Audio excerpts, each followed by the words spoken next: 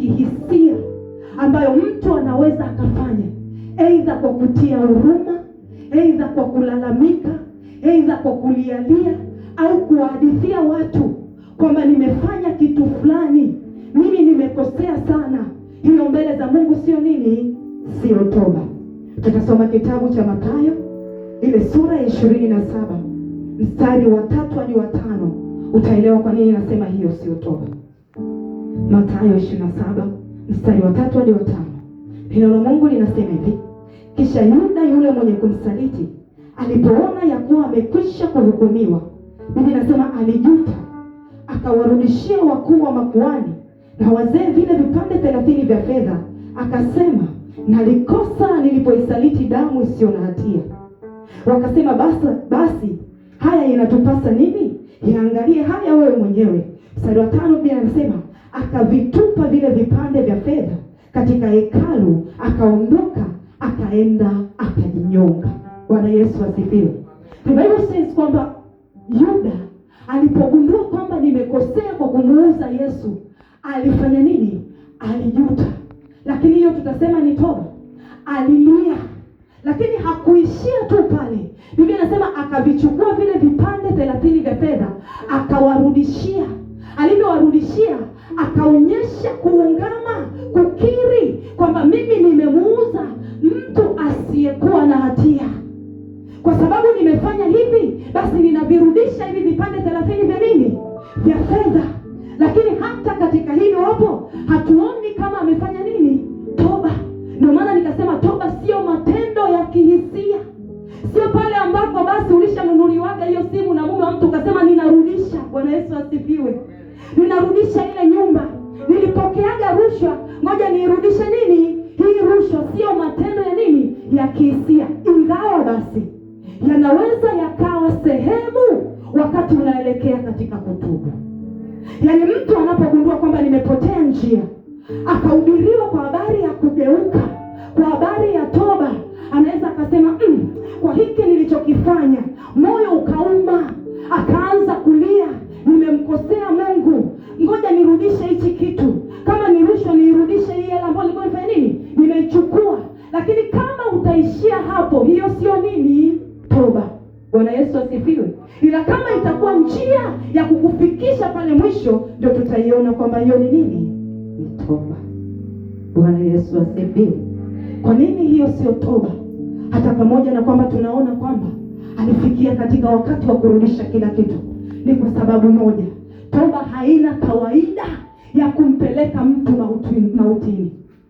Sijaeleweka au sijasikika? Tabia moja ya toba, haijalishi kwamba unajisikia vibaya kwa kiwango gani kwa yale matendo mabaya ambayo umeyafanya, tabia yake kubwa ni kukutazamisha wewe msalaba. Yaani pamoja na huzuni, pamoja na maumivu ambayo utakuwa nayo, bado itakuonyesha kwamba kuna njia ya mimi kumkaribia nani? Mungu. Kitabu cha Wakorintho wa pili ile sura ya 7 na mstari wa 10. Wakorintho wa pili sura ya 7 na ule mstari wa 10. Neno la Mungu linasema hivi: maana huzuni iliyo kwa jinsi ya Mungu hufanya toba liletalo wokovu lisilo na majuto, bali huzuni ya dunia hufanya mauti. Tunamuona Yuda baada ya kuhuzunika na kufanya vitu vyote, akaishia kujinyonga. Kwa hiyo tunagundua ile huzuni iliyokuwepo ndani yake haikuwa inatokana na nani? Na Mungu. Bwana Yesu apewe sifa. Kitabu cha Mwanzo sura ya 4 tunaangalia toba sio nini? Mstari wa 13 hadi wa 16. Mwanzo sura ya 4 mstari wa 13 hadi wa 16 tunaona Mungu anasema hivi: Kaini akamwambia Bwana, adhabu yangu imekuwa kubwa, haichukuliki. Tazama, umenifukuza leo katika uso wa ardhi. Nitasitirika mbali na uso wako, nami nitakuwa mtoro na mtu asiyekuwa na kikao duniani, hata itakuwa kila alionaye ataniua. Biblia inasema Bwana akamwambia, kwa sababu hiyo yeyote atakayemua Kaini atalipizwa kisasi mara 7. Bwana akamtia Kaini alama mtu yeyote asije akampiga. Mstari wa 16 Biblia inasema Kaini akatoka mbele za uso wa Bwana, akakaa katika nchi ya Nodi mbele ya Edeni. Ukiona unatubu alafu unaondoka katika uso wa Mungu, bado hiyo sio nini? Alijisikia vibaya pale ambapo Mungu aliachilia laana juu yake. Pale ndipo ambapo mhubiri atasimama hapa atakwambia, kwa haya matendo yako unayofanya, mbele kuna hukumu, mbele kuna moto. Kama ukijisikia vibaya, nenda kabadilike. Lakini kama utajisikia vibaya alafu ukaamua kuacha kanisa, maana yake nini? Unahesabiwa kama Kaini. Biblia inasema akaondoka katika uso wa nani? Bwana Yesu asifiwe. Haleluya. Tusome kitabu cha Waebrania ile sura ya 4. Waebrania ile sura ya 12 mstari wa 16 na wa 17.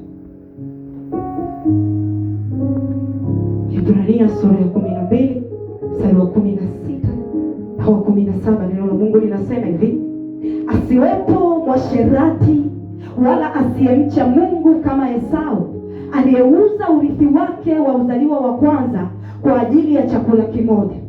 Mstari wa 17, maana mwajua ya kuwa hata alipotaka baadaye kuirithi ile baraka, alikataliwa, katika mabano, maana hakuona nafasi ya kutubu, ijapokuwa aliitafuta sana kwa machozi. Bwana Yesu asifiwe. Tunasoma kwa habari ya taarifa za Esau. Esau aliuza haki yake ya kuzaliwa mzaliwa wa kwanza ili apewe chakula. Kuna wakati hata sisi tunauza ile haki na nafasi ya kuitwa wana wa Mungu kwa maisha yetu ya hovyo ambayo tunayaishi. Tunapompokea Kristo tunafanyika kuwa watoto wake. Kuna baraka ambazo zinaambatana na watoto wa Mungu. Kuna ulinzi ambao unaambatana na watoto wa Mungu. Lakini unapotoka na kuishi kama mtu mwingine ambaye hajampokea Kristo, kwa tafsiri nyingine unauza ile nafasi yako. Bwana Yesu asifiwe. Ndio hapo utagundua kwamba mwanzoni kila kitu Mungu alikuwa anakuonyesha kabla hakijatokea, lakini inafika wakati ni kama hauoni tena. Bwana Yesu asifiwe. Ulikuwa ukimlilia Mungu jambo kidogo kwa habari ya kitu fulani, lazima atafanya njia. Lakini sasa hivi umeshauza kile kibali chako, vile vitu havitokei nini?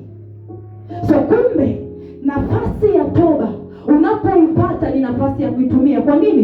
Biblia inasema Esau aliitafuta kwa machozi, lakini hakufanya nini? Hakuipata. Wakati ule katika kipindi cha Agano la Kale ilikuwa ni kipindi cha sheria, umeuza. Kipindi hiki tuko katika kipindi cha neema, lakini Kristo anakuja na fundisho akisema tubuni. Bwana Yesu apewe sifa. Maanake kama hautatubu, una njia zako nyingine, ama unaishi katika sheria wewe, kwa sababu walio katika